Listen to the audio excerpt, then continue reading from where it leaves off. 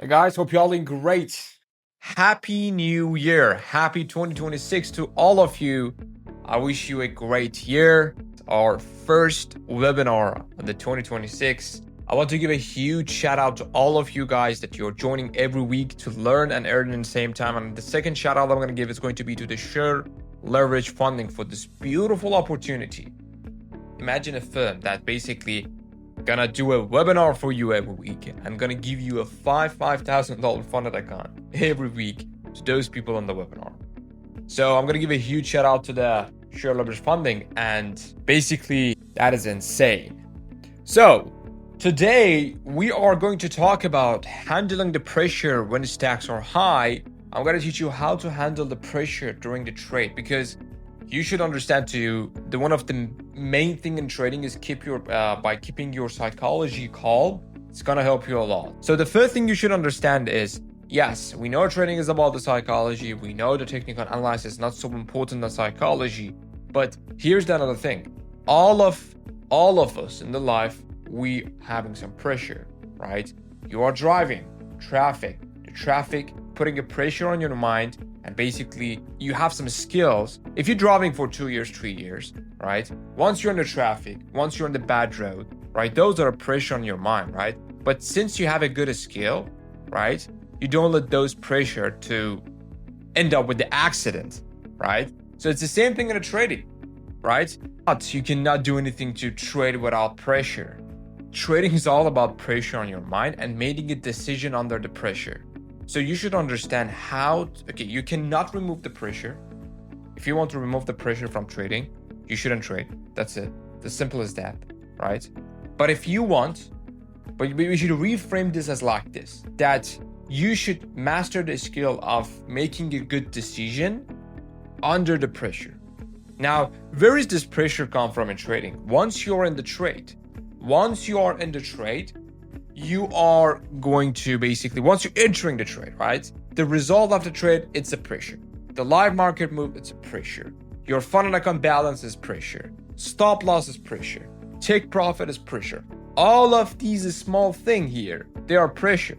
All of them, they are pressure, right? So then here's the main question come to play. What are we going to do? How are we going to make a decision under this pressure?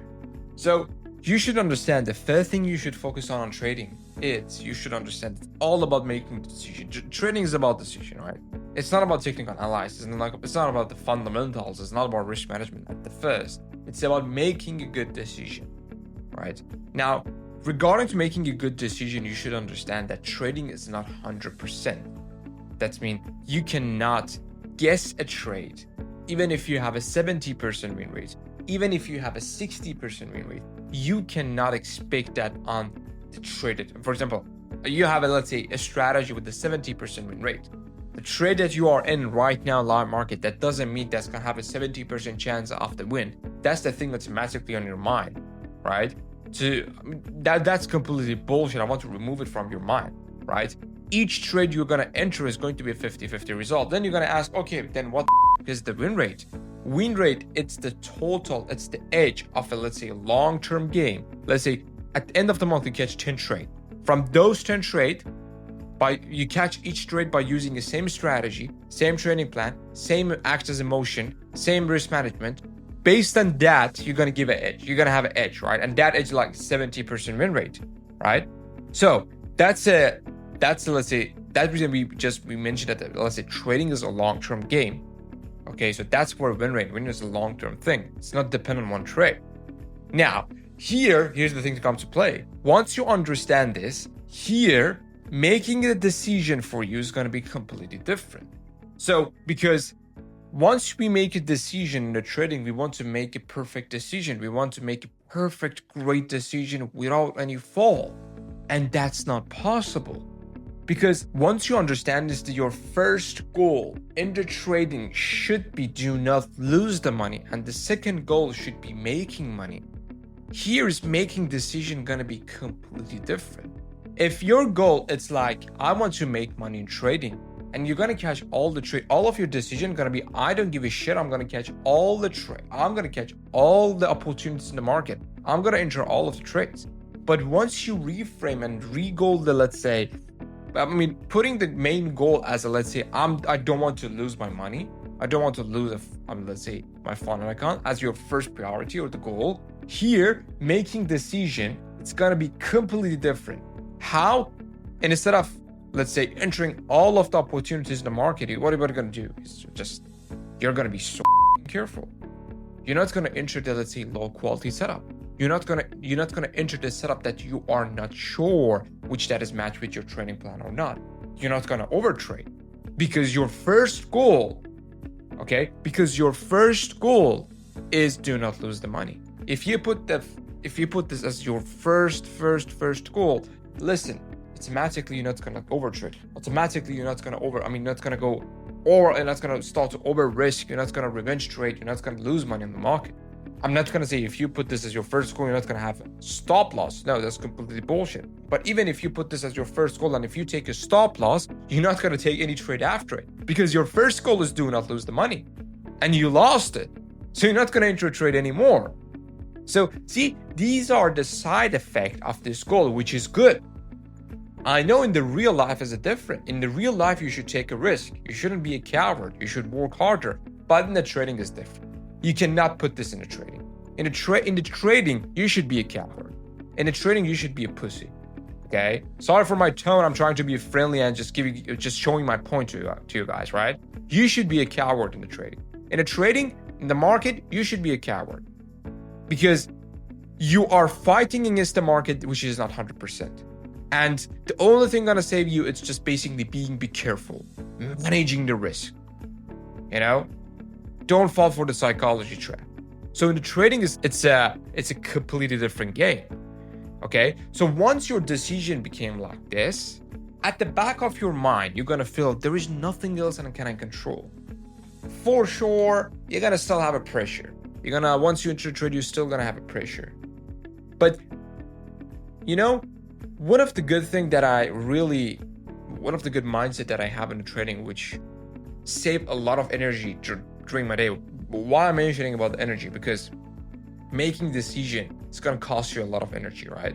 If you work as a construction man in the end, let's say, for example, you're a construction guy, right?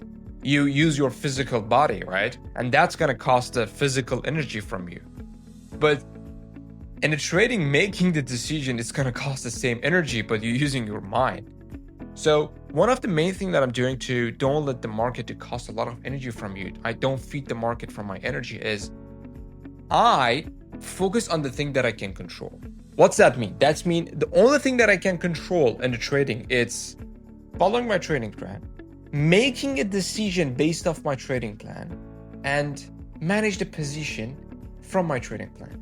That's it. Now, when I say from my trading plan, that's mean in my trading plan, I'm a six-figure funded trader, right? I'm a $400, let's say, a funded initial leverage funding.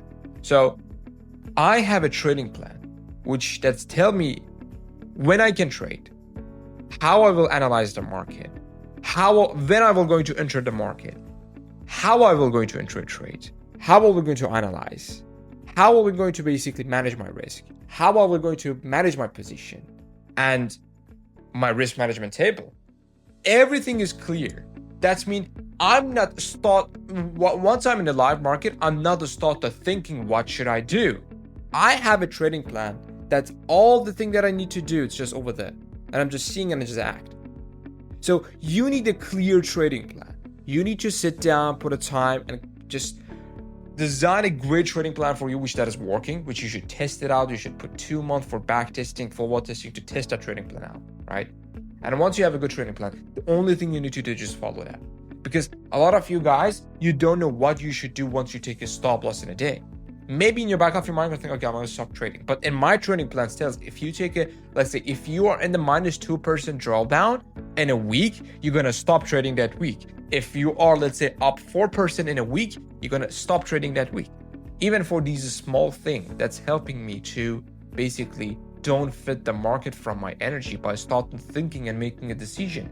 So you need a clear trading plan to make this systematically for you. And also you need to think, you need to put this as your mindset, which you're gonna focus on the thing that you can control. Okay, you're gonna put the Put your goal as the thing that you can control. I cannot control the move. I cannot control the market. I cannot control the Fed, FOMC result. I cannot control that. I cannot control the next candle. I cannot even control the next 1 minute candle or the 1 second candle, right? I cannot control that. We are nothing. Listen, once you open a trade in the market on your fund account, that doesn't affect on the actual value on that, because that's virtual capital, right? So we cannot control anything, but the thing we can control is my action. And I'm gonna make it so simple for myself.